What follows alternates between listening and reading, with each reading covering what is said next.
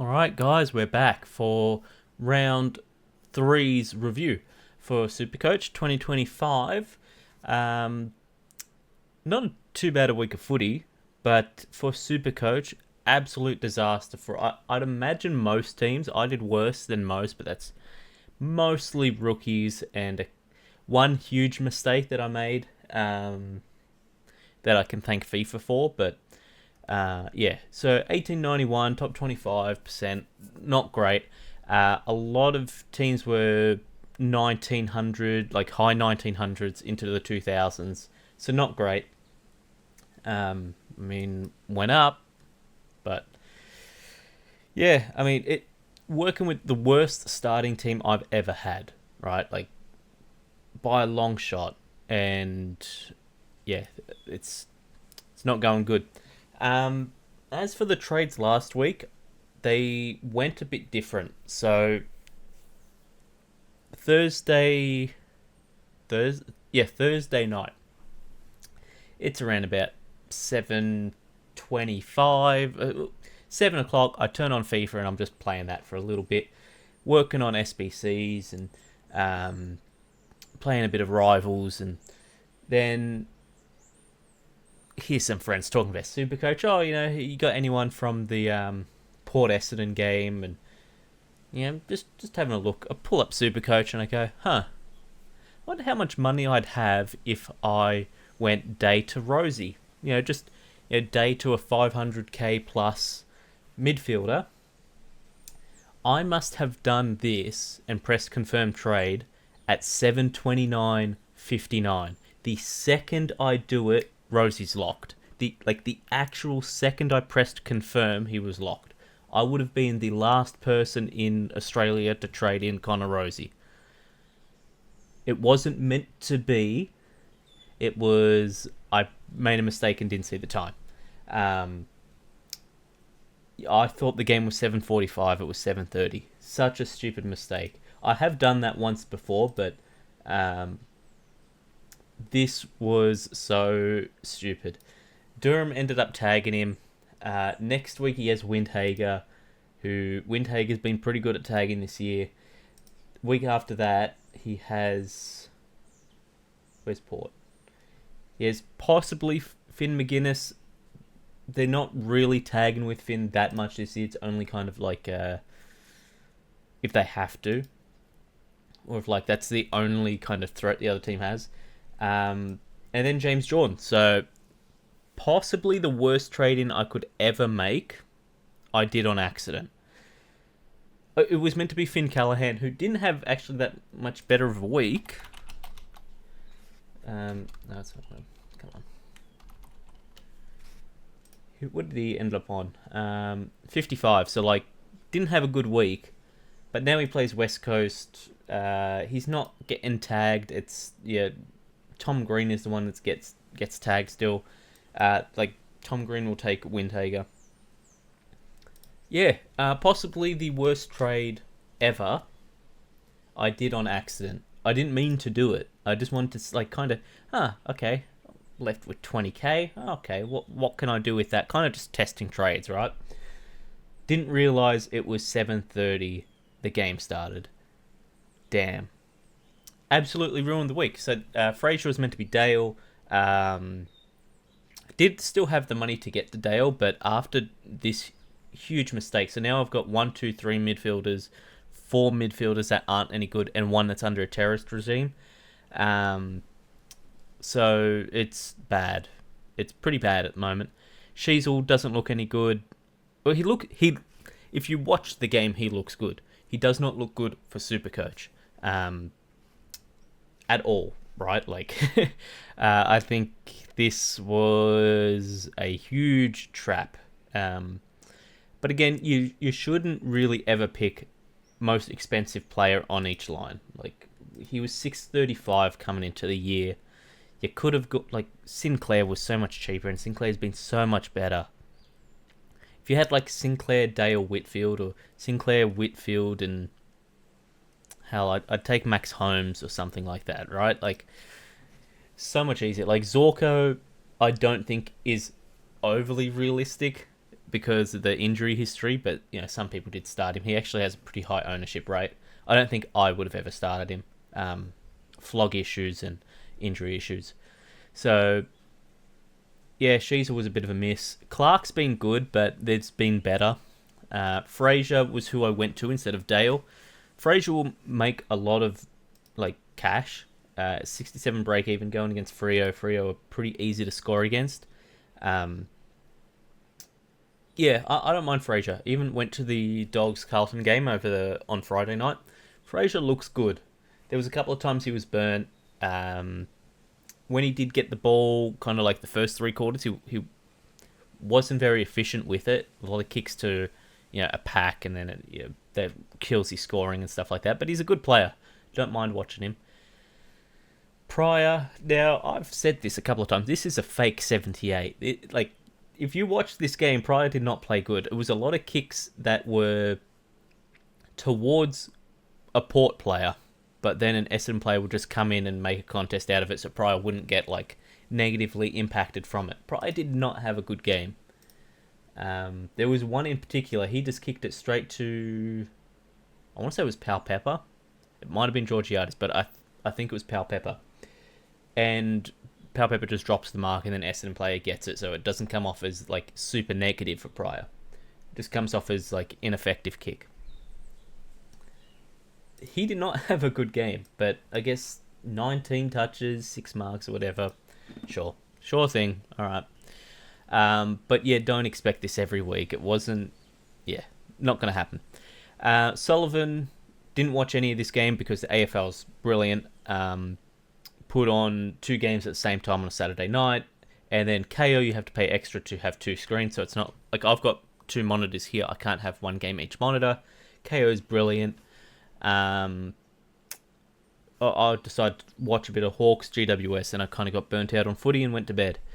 After seeing Neil score, there was no way I was turning over to the other game. It just wasn't happening. O'Sullivan should be fine. I don't imagine he gets dropped for Jasny now, after really a couple of good weeks for Geelong. I don't see it happening. I think that would be pretty stupid, especially with them making Never the sub, which we'll go into, but I don't see it happen. I think Never is going to get dropped first. O'Sullivan will get moved around the ground, and then when he gets moved around the ground, we'll reassess. Maybe it's a trade out. If they move him to maybe a wing or a half forward spot or something like that, maybe we have to trade him out. But for now, I think it's fine. I don't see him getting dropped. Bice can't get dropped. He was too good in the 4th quarter against Freo. Roberts comes back in this week. It's easy there. Also, I think Fraser's better than Short.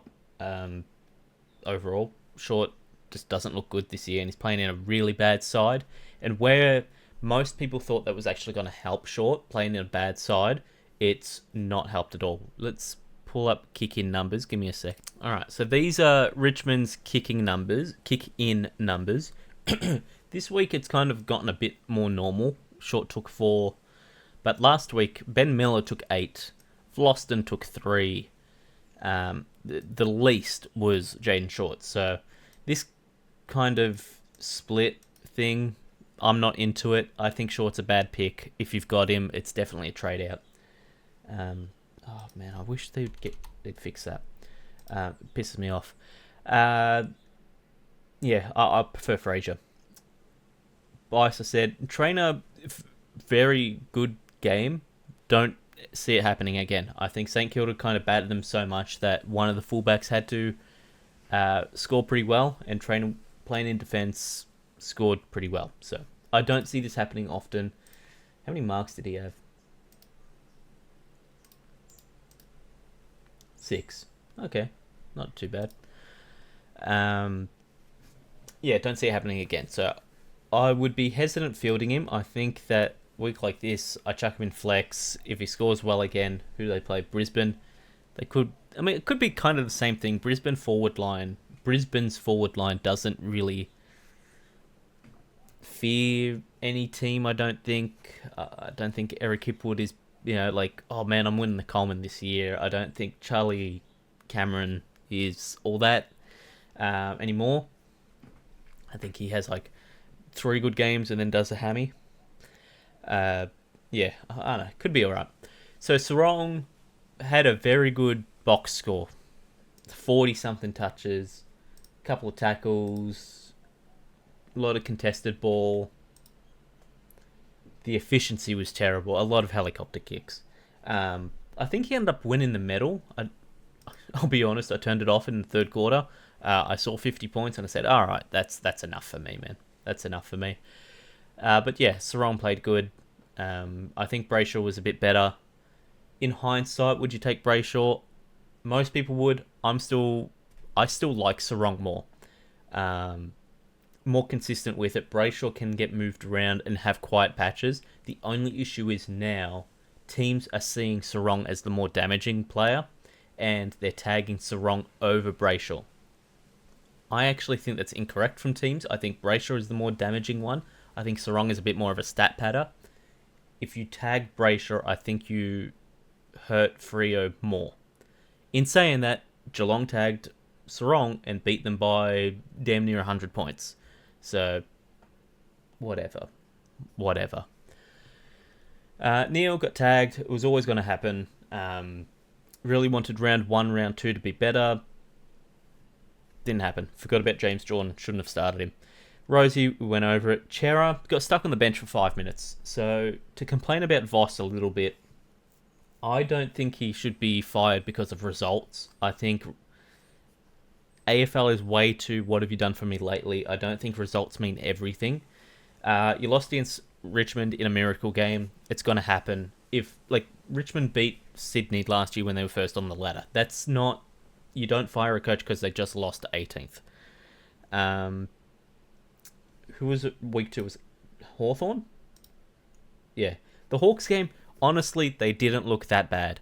Hawthorn look like the best team in the comp at the moment. Between them and Adelaide, I think they look a little bit better than Adelaide because I like Hawthorn's defense a bit more. But they are kind of like 1 and 2. I don't think Carlton looked too bad that game, considering like the Kerno Mackay issues, stuff like that. I don't think they were that bad. And then against the Dogs this week, they just fell apart. Right. All 3 weeks, the coaching has been terrible. Players stuck on the bench. Cripps playing in the ruck. Forwards being... Kerno isn't healthy yet. This was really the first week he looked okay. And even then, there was times where he had his hands on hips after doing a short sprint. This is coaching malpractice. He needs to go. Voss is done. It's not the results. It's the way that they're getting to these results. Chera was on the bench for the final 5 minutes. Walsh was on the bench for like inside the last 10 minutes of the game. He was stuck on the bench for like 7 of those. Tom De Koning last week was stuck on the bench for 10 minutes in the 4th. When Meek is destroying like Cripps in the ruck, then they're moving like Backman into the ruck. It's a joke. Voss needs to go because he can't manage a team. He can't manage a game. That's why he needs to go. Not the results, but what he's doing is worse than the results. Chera was their best midfielder in the game. That last game. He was killing the Dogs. They just said, all right, your final break on the bench, instead of starting at 10 minutes, you come on for the final 5, or you started at like, say, 13, you go back on at 7, you play the last 7 minutes out. Let's pull him off in the final 5 minutes, and then he barely gets back on. I think he got on with like a minute to go when the game's done. Absolute joke. Oliver looks washed. I don't know how... I thought about this last night. Atkins, Mark O'Connor are going to kill him. Right, this could see Simon Goodwin sacked this game. One thing that could help is Gawn probably will have a good game. Sam De Koning could be moved just as a backman. Reece Stanley comes in, and then De Koning's barely rucking. And then Gawn has a good game because Reece Stanley is so cooked, man. I don't know how he hasn't retired yet. Yeah, I know. I think Oliver's done.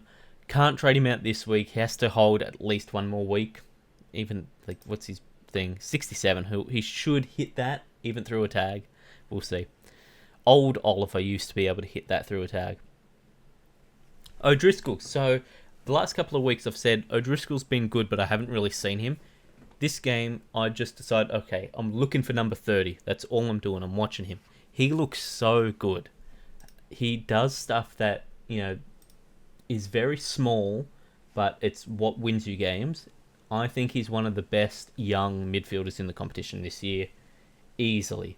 I think that, all these teams have to actually start playing for him because he's, like, what happens with Freo is you'll either put attention into Strong or Brayshaw or both if you're like say a Geelong who has defensive midfielders.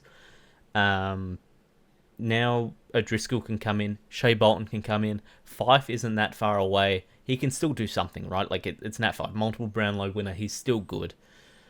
He's just washed up compared to what he was, but he's still fine. All these guys can just come in and do the job. They're excellent at it. So much open room for him to move as well. And a very good kick of the ball, I thought. A couple of clangers, but they were good clangers that should have been marked or should have been to an advantage, and they just didn't happen to be. Ashcroft and Never was the sub, but this was stupid. I should pull up. I'm going to do it. I'm going to pull up Geelong's list. Give me a second. Yes, it turns out you can't see emergencies after the game. I thought you still could. But yeah, I think Never being the sub here was a little strange. I thought it should have been either Closey or Humphreys. Humphreys had a very good game, by the way. Like Jai Clark was kind of their perma sub last year. After seeing this, I'm starting to think Never could kind of always be their sub. Kind of the same way Jai Clark was last year. They use him as a midfielder. You sub out someone that's tired in this lot, and then you chuck him in there. Didn't mean to click on you. Yeah, I don't know. I think Never kind of could be cooked, and it's not because he's bad, but because he's got a bad coach. But yeah, we'll see how that goes. On Ashcroft, though, I think it was just a quiet game. Conditions were terrible. I think he'll be fine. I think he played mostly half forward. I think he's been playing half forward basically all year as well. So I think this will fix itself up. Maybe you just sit in for a week, check what team sheets say. Who they play, Richmond, should be fine. At the MCG as well, that's a pretty good game. Not going to be good if you're a Richmond fan. You might have 100 put on you. So yeah, Ashcroft, whatever. Lindsay, he didn't do his ACL, which, thank God. He'll just be out a couple of weeks. I think you could trade him.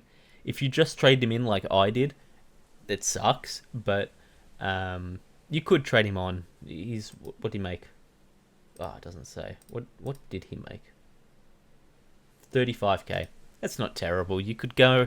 There's the Port player, Moraes. Christian Moraes, I think it is. You could go to him. You could go to Murphy Reid. You'd pay up, but I think Murphy Reid is a better player. There's a couple of mid rookies you could go to, right? It's kind of the other positions where you're struggling. Max Hall, good game. St Kilda, Richmond, typically a solid game, and it was again. Looks like for forwards, Richmond is going to be a very easy team to beat, but that's because Richmond are playing a young defense. Come from West Coast, you play a young defense, you get 100 kicked on you every week. So, yeah, I don't mind Max Hall. I also think Max Hall's a pretty good player. He should be in the AFL for a while. Sherry ended up hurt. I think it was the first quarter. Just copped a little bit of a knock to his leg. It got taken off. They thought it could have been like a lower leg injury. Came back on, grabbing his hamstring for like the next 10 ruck contests. Like he'd go into it and then he's like instantly grabbing his hammy. Afterwards, he started jumping around again, so I'm guessing it was just, bruised it a little bit, ended up all right. But one to watch. Who do they play? Sydney. I don't think North are tanking this year. I think they really think that they have a shot. I don't know if they do or not, but I think that the midfield is still a bit behind it. But yeah, Sherry C, right? Like, if they bring in a second ruck, I think Sherry's going to have an off game. I wouldn't captain him or anything, or vice captain against Sydney, even though Grundy's not who he was. De Koning is the best ruck in the competition. Up there is just one of the best overall players this year. Just, again, same with Chera, stuck under a terrorist regime. We've got to get you out of there, buddy. Like, you're too good to play for that team. And play for that coach, more so. Cripps has already lost his career playing for a terrible team and terrible management. You've got to get out of there, buddy. There's got to be someone better for you. Boyd didn't come back in, which I wonder if he will now. Against Port don't really run two rucks. Maybe teams that run two ruckmen he'll come back in for, like GWS don't. Dogs don't. I mean, but the strategy to beat the Dogs is you actually play two ruckmen and tie English out. English's tank isn't very good. That's like actually the strat to beat him. Ended up going Captain Rankin, and then he put up his worst game of the year. So that's how that goes. Like, worst game of the year. I know he got subbed out 3/4 time last week and had a worse score, but he played better last week. He would have been on for like a 140 if he didn't get subbed out. This week, it's kind of just the way shit works for Supercoach. If you put up your stats in the second half and they deem that the match is over, you get no points for this, right? Like, it's kind of annoying because stats are stats, and you should just, if it's 3 points for a disposal, give them 3 points for a disposal. But then the scaling comes in and kind of kills you. Is what it is. Could have been worse. The only captaincy score I had in the team was De Koning, and I wasn't kind of feeling it against English. I liked McRae a bit more as well. Horne-Francis, this is a conundrum. What the hell do you do here? I think he's one of the most traded out players. It was like 13,000 last week, another 5,000 this week. I don't think I can trade him out. I think it's just hold, right? Like, I've got so many bigger issues. Neil's a bigger issue. Rosie's a bigger issue. Oliver's a bigger issue. I think Sheasel is a bigger issue. Because Horne-Francis can just end up back in the midfield, and you're fine, right? Like, if he averages 85 to 95, you're fine, right? But if Sheasel averages 85 to 95, you're missing out on almost 20 points from a Sinclair. Carl Amon, for the first 2 weeks, looked like the best player in the AFL, but now he's cooled down a bit. So Sheasel is a bigger issue, and he also costs 100k more. McRae was good, copped a bit of a tag. Tigers ended up letting it go. Don't know why, but they ended up letting it go, and then McRae and Sinclair and Naz kind of just ran rampant against them. Caleb Daniel was fine. Again, he still looks like the least damaging high possession guy you could have. His kicks do nothing. His handballs do nothing. He just gets touches, and he's efficient with it, so it's kind of the perfect Supercoach player. But he's not impactful at all. Doesn't do anything to help you win. Davidson was very, very good. Like, he was incredible. 31 touches on the wing. I think he ended on 31. It was either 31, 32. I think he had a goal.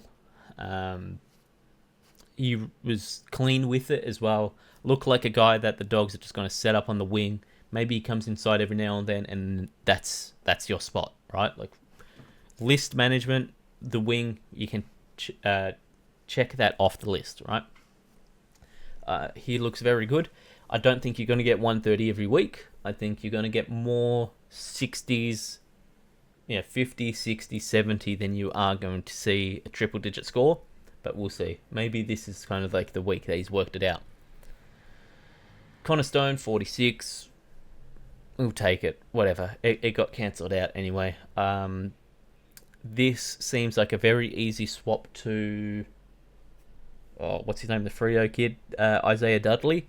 99k. Looked good enough to keep playing. Damaging small forward. He should be able to play a couple of games. So, give him another week, then you move over to Dudley. Pal Pepper had a very good first quarter, went off for a HIA. I think he was concussed, or at least had a mental impairment, because he didn't look good the rest of the game. And he just didn't look right. Like, he didn't look like he was there. He looked kind of like dazed. Hewitt was a sub. I don't think he should have played this week. If you're gonna play him properly, like in the 22. I think they should have Clay Hall sub, Bo Allen sub. They had options. I think Hewitt was the worst option. Didn't lose us the game, but I don't know. I haven't been too impressed by Hewitt, but he has also had basically 2 years off of footy, so I'll cut him a little bit of slack, but I think he should be in the waffle. And then trainer we spoke about. So, on to trades, right? So, I think I'm trading Pal Pepper. The flex idea just hasn't worked. And I need Bailey Smith. Let's see.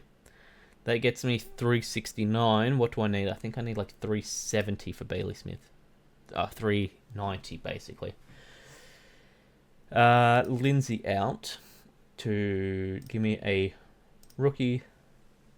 Moraes will do the job, which now gets me to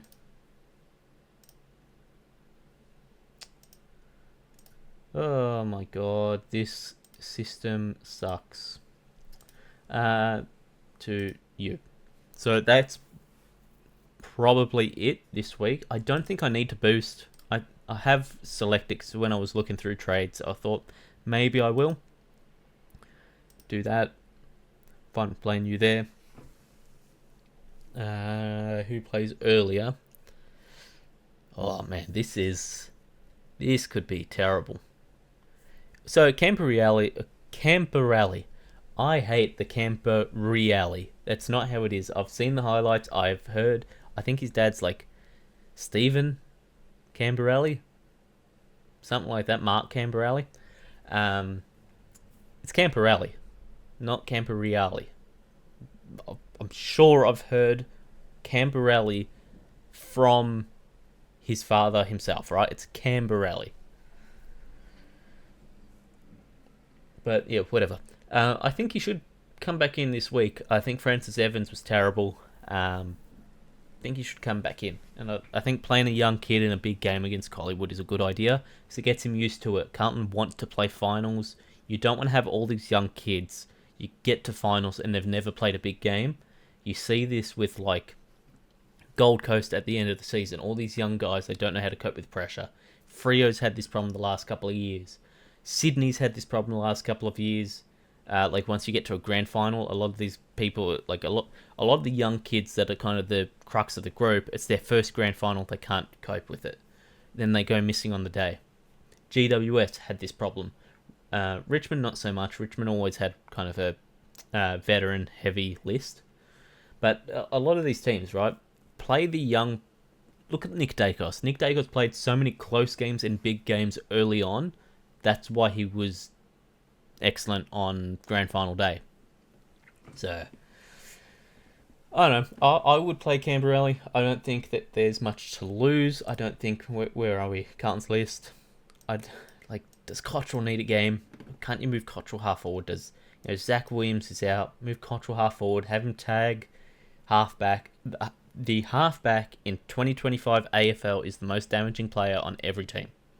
Just how it is. Put him there. You could... do we have the conversation on Doherty? I think it's closing in on time. Cowan can be dropped. Fogarty can be dropped. Francis Evans can be dropped. Lewis Young I thought was okay. I didn't think he was that good, but he was okay. Kind of got cooked a couple of times. Wiedering is... man, if Wiedering goes down with just a small injury, say like he hurts his finger, he misses a week, they're going to have 20 goals kicked on him. He is saving their ass so much. Mitch McGovern is still terrible. He's still not an AFL player. And then Ollie Hollins is if you have no one else, then I guess you have to play him. But I'd bloody play Camberelli as a halfback or something like that before I play Ollie Hollands anymore. I think Elijah Hollands was the better one, and he's the one who's retired. But yeah, so we'll go captaincy and stuff. Not touch. You could. I mean, he's the best ruck in the comp. I guess you kind of owe it to him to chuck a VC or something on him. Wouldn't touch. Oh, actually, might touch a Dacos if you've got him. I don't think many people do, but I don't think Dacos would be the worst. I think he'll take Hewitt's attention. It's not going to be a hard tag. It'll just be attention. Ooh, that's looking sweet to me. Problem is, I can't do it into Neil. Times don't match up. Maybe I do this. Something like that. Against the Dogs, what are mids scoring against the Dogs? Rank 9th, not terrible. Halfbacks against the Dogs. Dogs are the best at defending backmen. Interesting. What else do we have? What's an option? Rosie, you're getting tagged, buddy. I'm sorry. I shouldn't have brought you in. Sheasel could get tagged. Would probably be LDU, but Dean Cox also isn't stupid. I think that he understands how the current game is. If you put James Jordan on Sheasel, you kind of kill North's attack. And then when Sheasel moves forward and he's doing nothing, you put him on LDU, Caleb Daniel, Tom Powell. Like, you put him on those guys. Interesting. Yeah, I think that's it. I think I'm just going to run with that. Who do the Saints play? Port in Adelaide. Yeah, I guess you could. Port don't have a tagger unless they bring in Drew or something like that, but I don't see it happening. But yeah, that's half an hour, so I'll get out of here. Let me know how you guys went. Surely you didn't make the same trade mistake I did. I did see Rosie was pretty high traded in, but I think that's a lot of dead teams and people that don't know any better. I do know better, I just didn't see the time. But yeah, so see you all next week. Tasty out.